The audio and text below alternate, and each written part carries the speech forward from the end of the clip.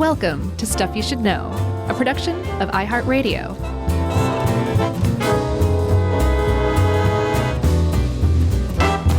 Hey, and welcome to the podcast. I'm Josh. There's Chuck. There's Jerry. And you squeeze us together in a 1 meter square space.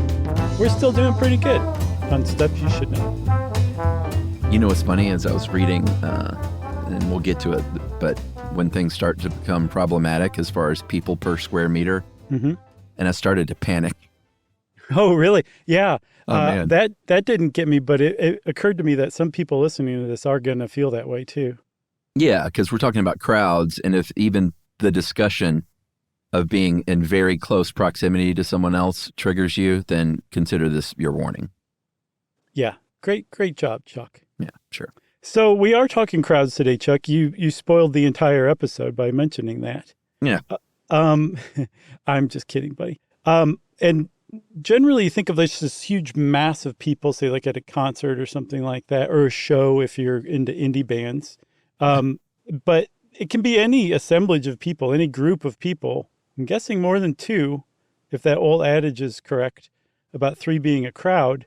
But it can be anything from a bunch of people in an elevator to a bunch of people going to Mecca, flocking to Mecca for the Hajj on any given year. Yeah, I think like technically just any grouping. Who put this one together, by the way, initially? This was a Julia joint, and thank you for reminding me. Before we go further, Kimberly from the Prison Labor Listener Mail is the person who got this one going. So thanks, Kimberly. Okay, yeah, thanks, big time, because I thought this was super interesting. But yeah, I mean, Julia did some research and basically came back with this. A crowd is any group of people temporarily gathered in the same physical space, relatively close to each other. Elevators. Sure. I mean, it's a little surprising if you think about it. For some reason, I got hooked on the elevator thing, but there's a lot of different reasons those people could be together. They're all going to different floors in the same building, say if they happen to be on an elevator, or they could all have a shared interest. They're all at a gun show, or they have a shared goal. They're trying to overthrow their regime, their ruling regime. There's all sorts of different reasons people come together in crowds. Sometimes it's on purpose. Sometimes it's not planned by that person, but it just happens. And one of the cool things is we've been studying crowds through all sorts of different lenses. And we've kind of whittled down to the fact that humans are essentially innately good at navigating crowds for the most part. Yeah. Some of the stuff Julia came back with was fairly, like you might be a little scared of crowds, but it is good to know that that is sort of outdated thinking. And while we will talk about bad things that can happen in crowds, the modern understanding of crowds, you're right, is that people are generally pretty orderly, even in the face of disaster. And the things that make a crowd go bad, a lot of times it's not the crowd's fault. Yeah, they get blamed by authorities very frequently in retrospect. And then in further retrospect, it turns out like, no, actually the authorities are probably at fault in this case. Yeah. I mean, it's almost as if sometimes a peaceful protest can turn bad when an armed military shows up. Right, just the presence of that. Just the presence, and then other things that happen after. Right. So, yes, and we'll talk about that for sure, because there is a huge role for law enforcement in dealing with crowds. Like, it's part of their job. Sure. Is they say crowd control, but that's apparently an outdated term as well. But dealing with crowds, managing crowds, so that's part of their job. That's not going to go away. We don't really want it to go away. Instead, we want law enforcement to do it using the best practices that have been proven over and over again that cut down the chance of a crowd turning ugly by huge percentages. Yeah, but one thing is for sure, like people behave differently in crowds, and sometimes it's great. I never danced like this, man, but I'm at Burning Man and look at me all of a sudden. Right. Or it can turn bad, and we're gonna cover all angles. Well, let's talk about some of the bad ones, because there are some famous ones. This happens, you don't want to say a lot, but it's one of those things like a plane crash where it seems like it will happen all the time because it's just so shocking the details of it, whenever it does happen, it seems like it happens way more frequently. That's just not the case. But when it does happen, like I said, it can be pretty bad. Yeah, because people can get trampled, people can be squashed by force. Like in a crowd rush, pressure can reach 1,000 pounds of force, which is a lot. Yeah. That can lead to loss of life. Notably, like you said, we're going to mention a handful, but the Astroworld Festival in Houston, very sadly, in 2021, at the Travis Scott performance, 10 people lost their lives and many more were injured. Yeah. There was one I hadn't heard of that was pretty bad, quite bad. It happened at the coronation of Tsar Nicholas II in Moscow in 1896. Yeah. There was a crowd of 500,000 people who were all there for the coronation, and they knew that they were giving out free souvenirs, essentially. I saw half a pound of sausage, bags of nuts, a souvenir cup, and apparently they had enough for everybody, but a rumor spread in the crowd that they didn't have enough for everybody. And so the people in the back started pushing, a stampede broke out, and 1,300 people died. Yeah, it feels like concerts and sporting events, it can be dozens of people, which is all incredibly sad. But when people in the order of thousands are dying from an event, that's pretty striking. And that really follows the model, it seems like, for loss of life in crowd crushes.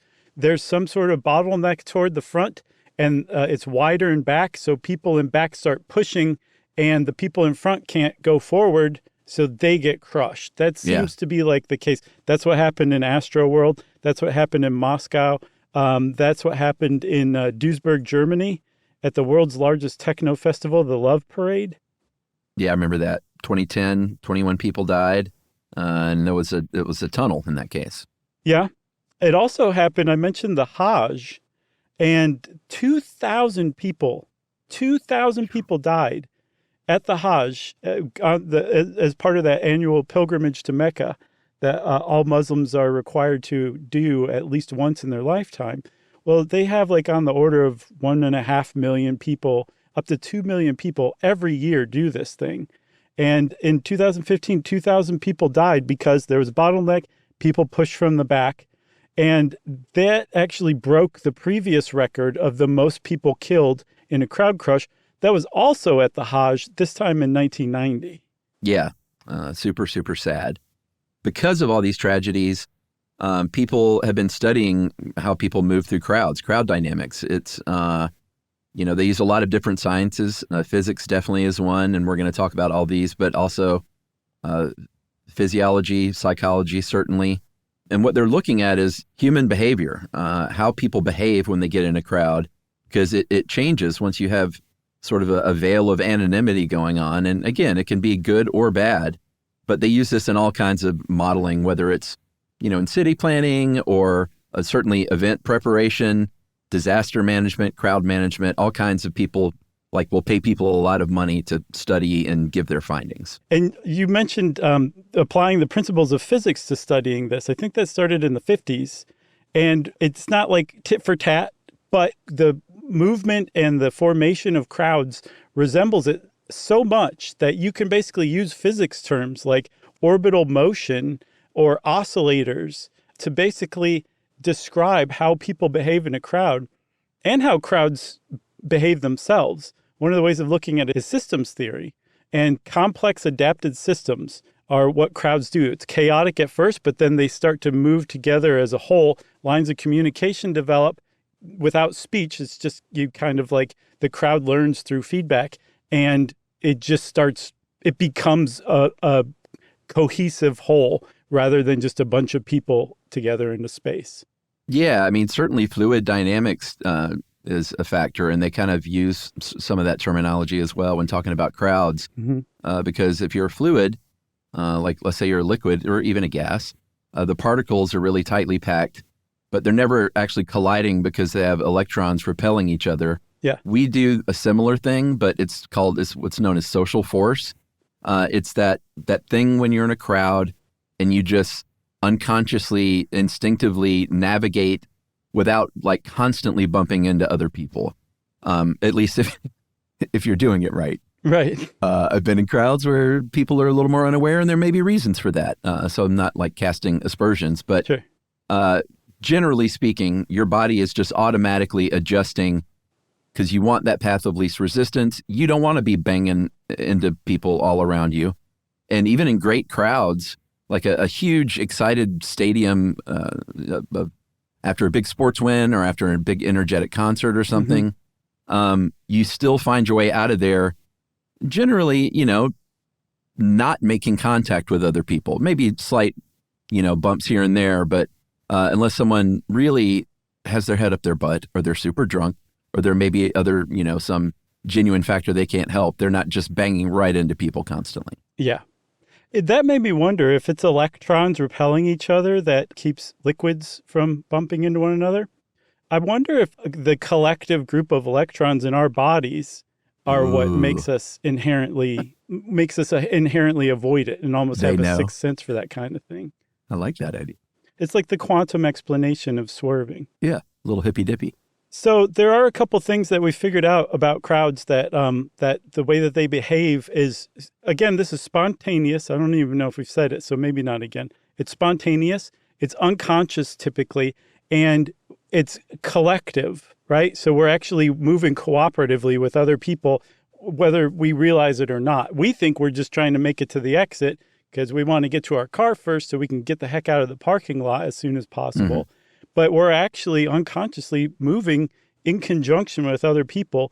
One of the really great ways that expresses itself is in lane formation, which is, well, it's exactly what it sounds like, right? Yeah, it's people kind of gathering and moving in one direction together, forming a lane. It's no one's taking the lead and saying, everyone, this is the United States, so we generally walk down the right side of the hallway or the corridor, and other people on the left. That is something when I've traveled abroad I had to get used to because I didn't realize the rules of the road typically apply to moving around the world as well. Sure. So I didn't know that until I went over to England for the first time and was bumping into people constantly. But yeah, here in the United States, it's generally right side, left side. Or I guess that doesn't explain it well, but no, you did. You move along the right side of a hallway. Sure. And that's just a difference in the electron spin of people in Europe and the people in the U.S. Oh, man. I also mentioned orbital motion too, right? So apparently in a crowd, if people moving in the same direction, or if you're in a crowd that's just basically in one place, I think they studied the festival of the running of the bulls in Pamplona to get this information. You basically you move in a circle, in an orbit is what they call it, and you complete this orbit in about 18 seconds. And when I was reading this, I'm like, that's just not true. And then I went and watched video of this study, and yes, people just move around in a tight circle. Basically, you're moving because other people are moving, but you're keeping your same space, this one orbital circle, which is pretty awesome. I mean, to be clear, because that sounded slightly confusing, people are not walking in a tight circle. You're just moving your body within a circular space. Right. Like maybe raising your elbow to scratch your head or something like that. Right. So imagine the person in front of you. Imagine the person in front of you is backing up. So you back up and then you maybe move to the right, and then they move this way and you kind of come forward to your left, and then you kind of back up a little bit to your left, and then you back up center like that. So you're facing the same way the whole time, but you're just shuffling your feet. In the way that you're doing this, you're ultimately creating an orbit. Yeah. And I think that also applies to just taking up your personal space with general body movement. Yes, the electrons. So this works out pretty great. This idea of social force, it seems to work pretty well, and even in big crowds. When it starts to get a little more highly dense is when it's a problem. And this is where you might get triggered like I was. And I don't even mind crowds. But when it started talking and getting like denser and denser, I just found myself getting a little, my breathing sort of increased. Yeah. So at 2 people per square meter, a crowd moves a little slower because they're still trying to, get that distance between you and your friend next to you. 4 people, you're going to start to bump around a little bit. At 6 people, things get truly difficult. And at 10 people per square meter, and I measured that out on the floor, that made me panic a little bit. Yeah. That means individual movement is basically impossible, and the likelihood of, like in a big crowd that's that dense, something bad is likely to happen.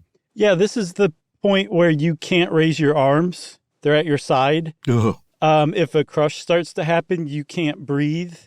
So you can die of asphyxiation. There was a very famous tragedy in 2022 in Seoul, Itaewon tragedy, where kids in their 20s, healthy kids in their 20s, died of heart attacks because they asphyxiated and their heart stopped because of a crowd crush.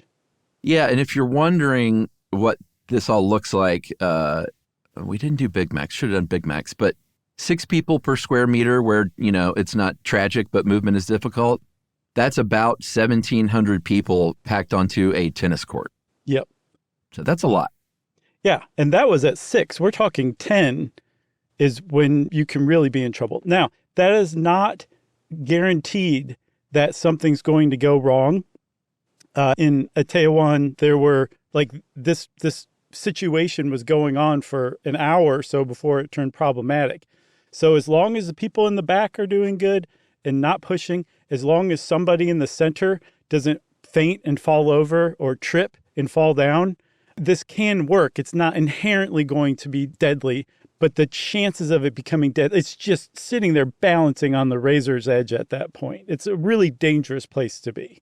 Yeah, it's that one triggering incident is when it can really go south there. Yeah, for sure. Scary. Shall we take a break? Yes. All right, we'll be right back with more crowds. Stop! You should!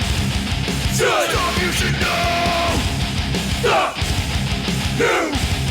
Stop! You should know! Stop! You should!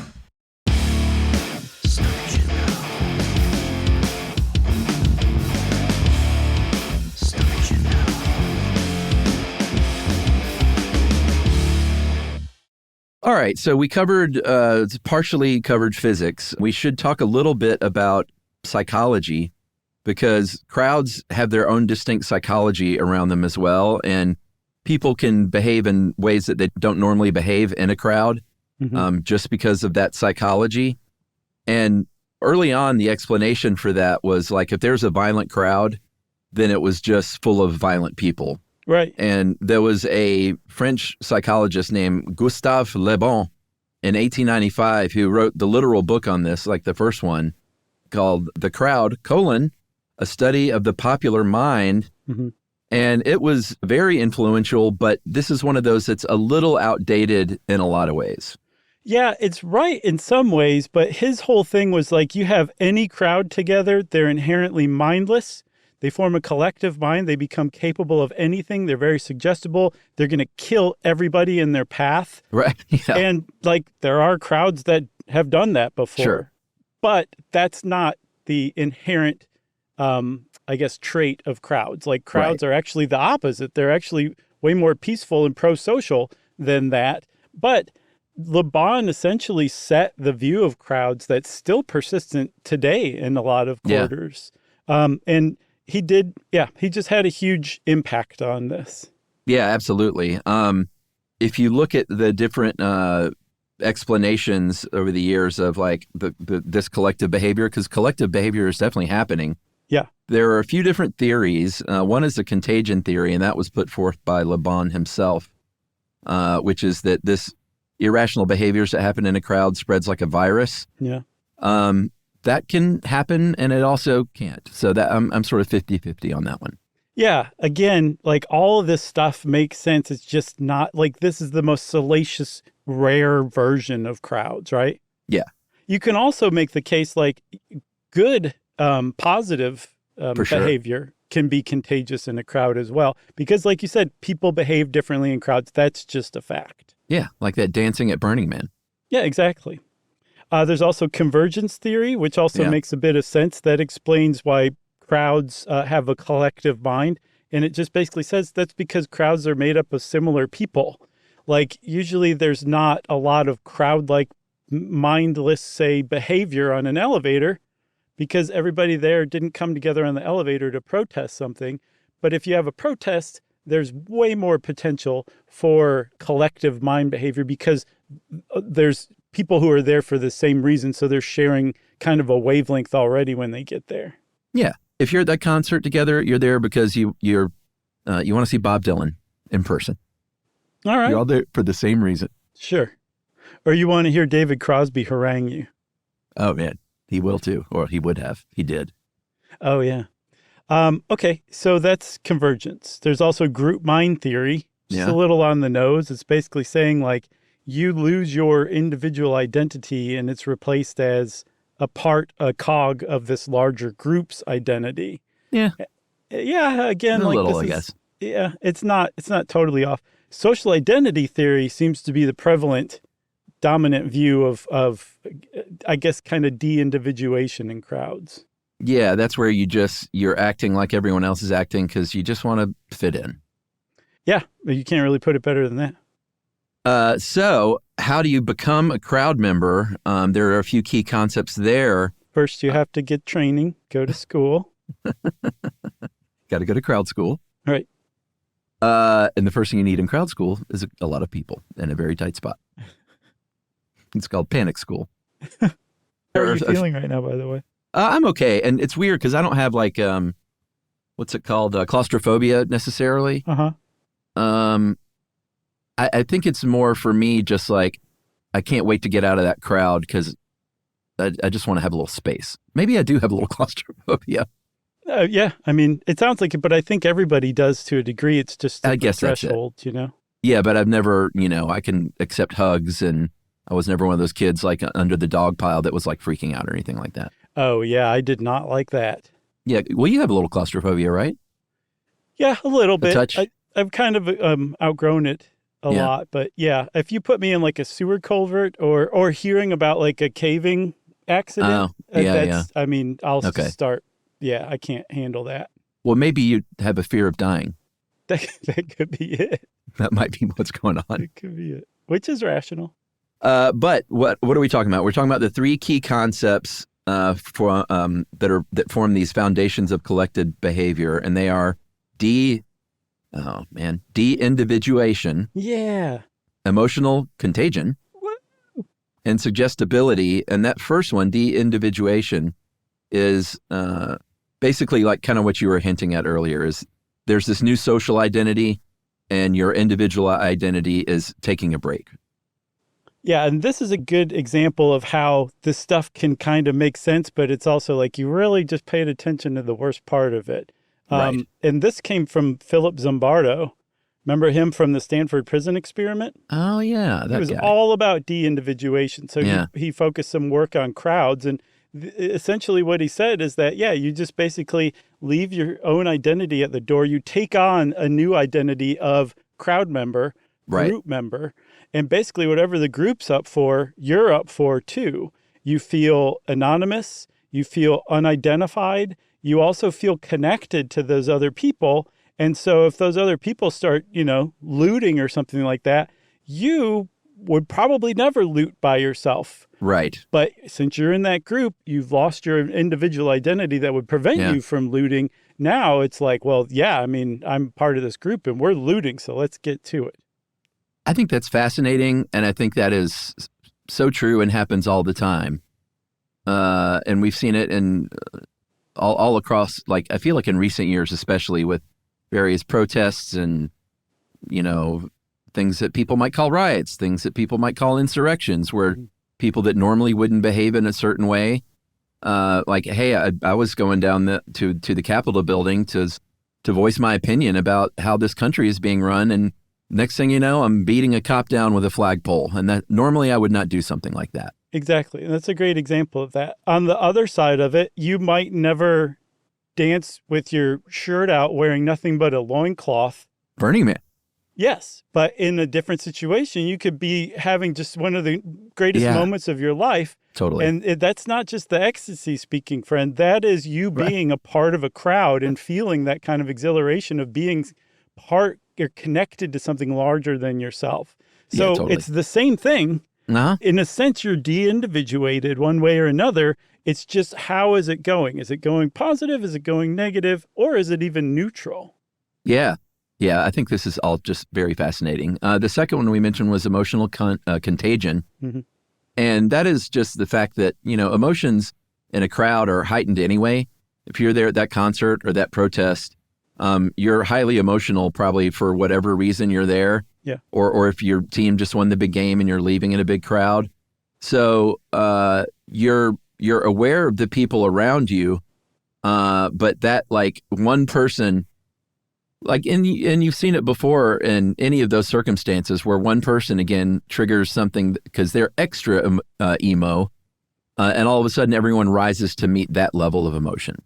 Yeah, one thing I saw, though, I think it's part of social identity theory, is that depends on the mood of the group or the norms of the group. So if it's like a group that is generally saying, like, we're a peaceful protest, somebody can come up and throw a Molotov cocktail, and everybody else in the group's going to look at them like, what the heck are you doing? Yeah, they totally. will isolate that person, ostracize that person, and continue on with their peaceful protest. But if the norm of the group is like, yeah, we're being, like, repressed here, and somebody throws a Molotov cocktail, there's a good chance that crowd will change its norms to include throwing Molotov cocktails and more people will join in. Yeah. I mean, you used to hang out in a mosh pit or two back in the day, I'm sure, right? Oh, yeah. Here and there. Mm-hmm.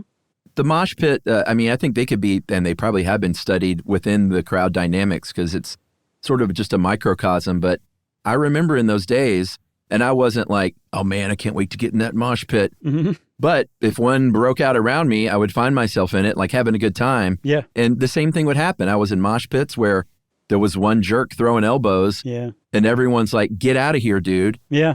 And then I've been in others where all of a sudden that one dude triggered another dude. And then all of a sudden it got a little scary in there. And that's when Chuck took a walk. Yeah, that's a good idea. Yeah. And then also there's often that jerk that's like not even in the pit. He just pushes people in who weren't planning on joining. Yeah, that should be a choice. That guy needs to soak his head. Yeah, I had I got a quick story here about the first, or not the first Lollapalooza, the one with the Beastie Boys. And at Lakewood Amphitheater, big outdoor amphitheater on the lawn, okay, the mosh pit behind us, I wasn't in this one, but it got so big. It was How big was it? It was about a third of the size of an amphitheater lawn. Wow. And it was swirling in the circle, and people started throwing up their cups and stuff and the trash around them. Mm-hmm. And that stuff formed a whirlpool, a tunnel of trash. Wow. As if a tornado was taking it up. That's amazing. Or at least that's what I saw.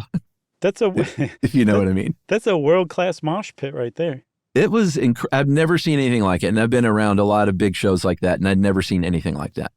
That's like that part from American Beauty where the kid sees the plastic bag caught up in the little whirlwind. He's like, this is the most beautiful thing I've ever seen. Yeah. I used to think that was the best movie ever. I don't think it's aged well. Not just because of Spacey. It hasn't. Not just because of Spacey. The whole thing is kind of corny to me now when I think about it. Well, I'm not going to watch it again then. Yeah. Okay, there's one more I guess, key aspect that you mentioned too, which is suggestibility. Mm-hmm. And this was, I think, another Le Bon thing, who, by the way, as far as I can tell, is not related to Simon Le Bon. God, that'd be great. Yeah. But Le Bon basically was like, they're de-individuated. They are basically capable of anything.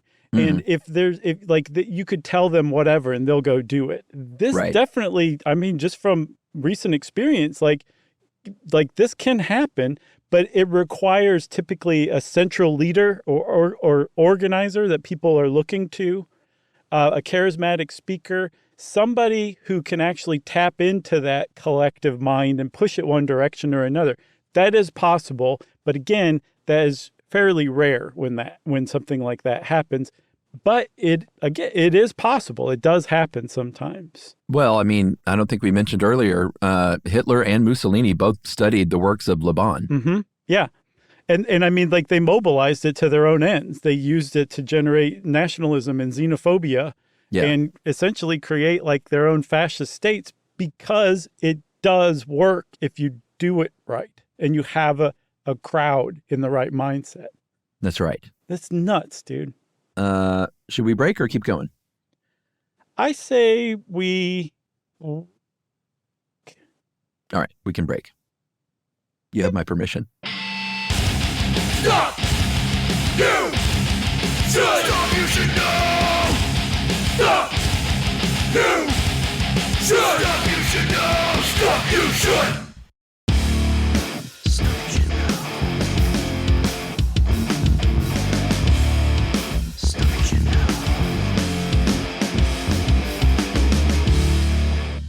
So one of the great things, Chuck, about studying crowds is that you can figure out what makes crowds do what.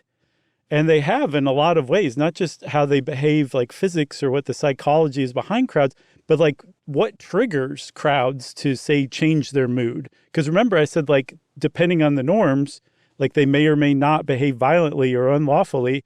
And that can change with the same crowd depending on the circumstances.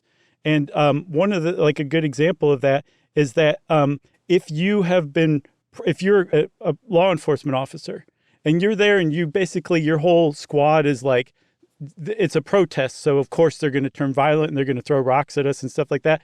Just being primed to believe that actually makes it more likely that the crowd will behave that way. It's not like we have it reversed. And so like you said, just the presence of a law enforcement like group or force in riot gear makes it more likely that a crowd will turn violent. Yeah, for sure.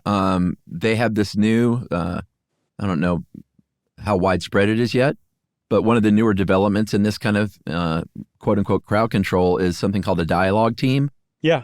And that's when you get your nicest cop, I guess. Yeah. And make them the public facing face of that unit. And they put them out in the lead and they communicate their purpose there, their presence there, how they'd like things to go. And and apparently it works a lot better than just showing up and standing there beating that billy club into your hand and staring down at people in all your heavy gear. Apparently it has a quite a great calming effect on crowds and can even see the police presence as a little more benevolent and cause the crowd to maybe self-police a little more. Yeah. Yeah. So the chances of the crowd turning ugly is way decreased when you have that kind of that, like you said, public facing kind of law enforcement. Yeah. Like you still have the riot gear. You may even still have a line of guys with assault rifles with rubber bullets. And there's like the MRAP like off in the distance, but that's not what you have up against the crowd. You have friendly officers that are explaining that they're there to protect your First Amendment rights, but also keep you safe. And yeah, like you said, self-policing, getting a crowd to police itself is, I mean, that's just the pinnacle of crowd control. Totally. And it isn't very widespread here, but it's a model that Europe as a whole has adopted since the early 2000s, the aughts.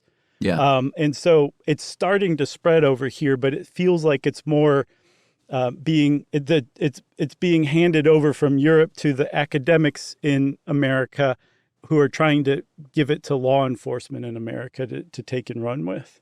Yeah, and the key to any, regardless of the dialogue team out in front, the key to any sort of peaceful situation in a protest and dealing with cops is these cops have to be trained, like super trained. Training is the key to every officer interaction that they take. And most of these big tragedies that you can point to, and not just in protests, but just any kind of these like crushing tragedies, is the result of untrained officers in a lot of cases. Yeah, sometimes even the people who are in charge of all of the police there might not be trained in what they're doing. Like the Sheffield tragedy in, I think, 1989, the police were blamed for that, although the police initially blamed soccer hooligans. And it was like, no, the cops who were in charge of this had no reason to be in charge of this. They had no training whatsoever. Yeah. So that is a huge one for sure. A couple of sociologists came along to do a lot of the sort of official refutation of Le Bon in the 20th century. And was the Italian guy you mentioned, this guy? Enrico? Did I mention an Italian guy? I thought you mentioned an Italian guy, but regardless, whether he's showing up for the first time or the second. Okay. A guy named Enrico Quarantelli. He looked at a lot of emergency evacuations and studied them, and he basically came to the conclusion that usually people flee from these things, obviously because it's the sensible thing to do, but it's not necessarily a panicked, irrational group of people. They do so generally in an orderly fashion. Yeah, let's talk about that. Let's talk about emergency identity, because one of the ways that that crowds kind of create like a different way of thinking is, let's say you have a group of people on a subway, and the Mhm. subway, like, it's running normally. They are just a group of strangers trying not to make eye contact with one another on their way home, on their way to work, on their way wherever. They have no affiliation with one another aside from the fact that they're currently sharing space with one another. Yeah. If that subway breaks down, those strangers become a group almost instantly. Once they realize, okay, we're stuck, the human tendency that recent scholarship has found is to come together as a group, help one another, start to actually care what happens to every other member of the group, trust one another, treat one another with respect, and that happens in disaster after disaster after disaster, or subway breakdown after subway breakdown. There was another sociologist, I don't have his name, but he studied like 180 different peacetime disasters and basically found, there's jerks in every crowd, but for the most part, they are the vast majority of people act pro-socially and positively to come together as a group in the face of a disaster. Yeah, that was Charles Fritz. And I couldn't help but think of Elaine Bennis the second you mentioned the subway stopping. Oh, I don't remember that one. Oh, it was the great Seinfeld episode where Elaine was stuck on a out-of-work subway. Oh, man. A malfunctioning subway. It was pretty great. Okay. I had a great experience in New York years ago, and I might have told this one before, but where there was a guy kind of stomping up and down the subway platform saying he was going to shove someone onto the oncoming train, and just instinctively a group of 20 New Yorkers and me went and gathered together in a group with a mother and her baby at the center of that atom. Wow. At the nucleus. And no one said, all right, everyone, let's get together here. We all just stood together, just wandered closer to one another, and probably all making our way toward that woman and her baby. And before you know it, there was a big group of us standing in a circle. And that's the one where I went and met the cops upstairs and led them to the guy. Awesome, and dude. I was pretty obvious who it was, but I was like, hey, he's down here. And boy, New York City's finest. They acted with intention. That's all I'll say. I see. Yeah. So what you just said, that story undermines a very famous misguided idea about crowds, the bystander effect, which we talked about at great length in our episode on Kitty Genovese. That's right. But one study I saw recently found that they were studying all sorts of fights that were caught on like security cameras or whatever. Uh-huh. And I think 90% of these fights, at least one person intervened. Most of the time, more than one person intervened. And so the bystander effect says the more people there are, the less likely anyone is to act to help. They found the opposite was true. The more people there were, the more people helped intervene in this violent fight.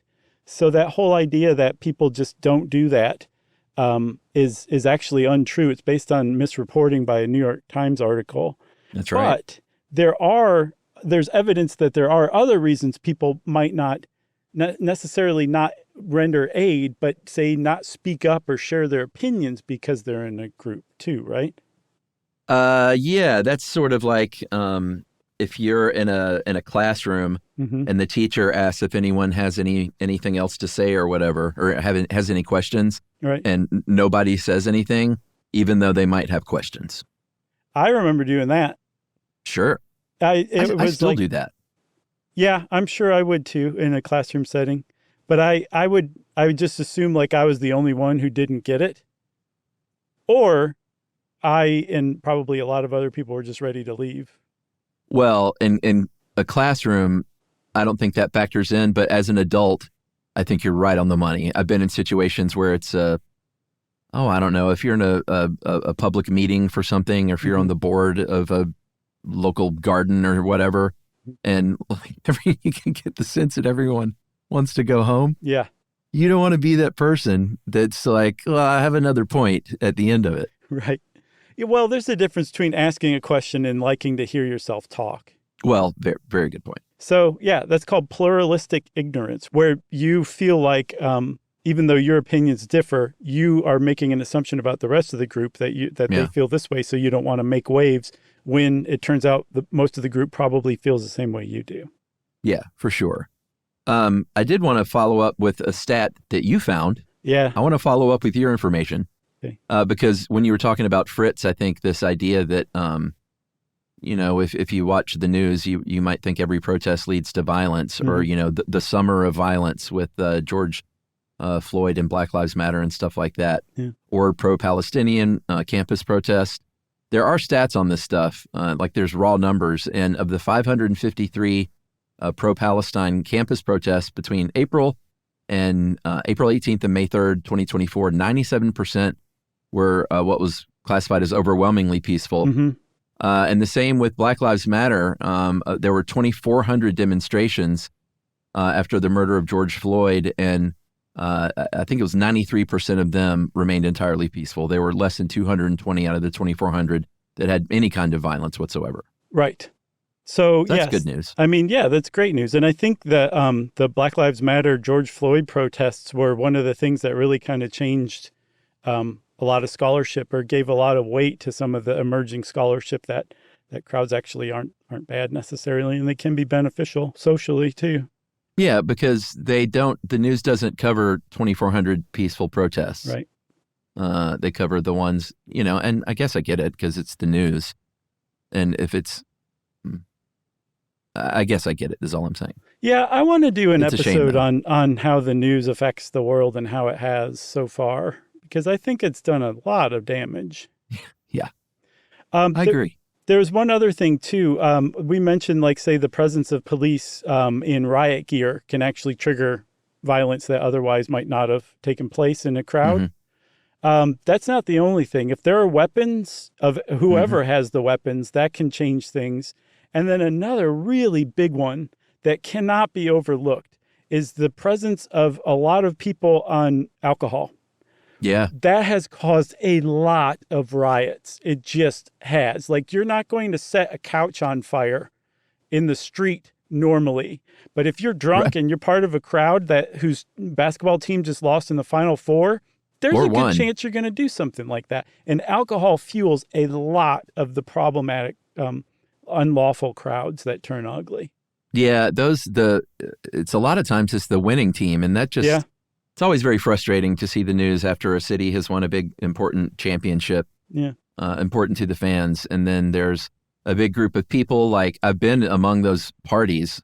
I remember in Athens when the Braves won their first World Series back in the day. Oh, that was such a great night. The streets flooded, and it was amazing. Yeah. But, we've seen that same thing. All of a sudden, people are flipping over cop cars. Yeah, it's setting them on fire. And it's I'm so happy that I'm going to set this car on fire. Yeah, that's a shame. It's ruining it for the rest of us and the best of us. I saw that same kind of thing ruined the Keene Pumpkin Festival years back. Oh, I think we talked about that. Did we? I think years ago, we definitely mentioned that. Otherwise, I don't see how I would have known. Yeah, I don't remember it at all, but I'll go with your interpretation. Yeah, it might have been during our early pumpkin chunkin' coverage days. Didn't we do a whole episode on pumpkin chunkin'? Oh, yeah. We worked for Discovery Channel. We sure did. They made it so. Yes. You got anything else? I got nothing else. I thought that was super interesting. I'm glad you picked that one. Yeah, who was that, Kimberly? Yeah. Yeah, thanks, Kimberly. But it was interesting, Chuck, and thanks for doing that. And I'll thank myself from you as well. Okay. Since I just thanked myself on behalf of Chuck, I think it's time for listener mail. That's right. I was thinking, by the way, and you diverted that to Kimberly. Okay. You deflected. Hey, guys, I was listening to the short stuff about color psychology, and I got to say I was a little disappointed there was no mention of Drunk Tank Pink. Didn't know this. If it's not obvious, it gets its name from being the go-to color of choice for drunk tanks. Sure.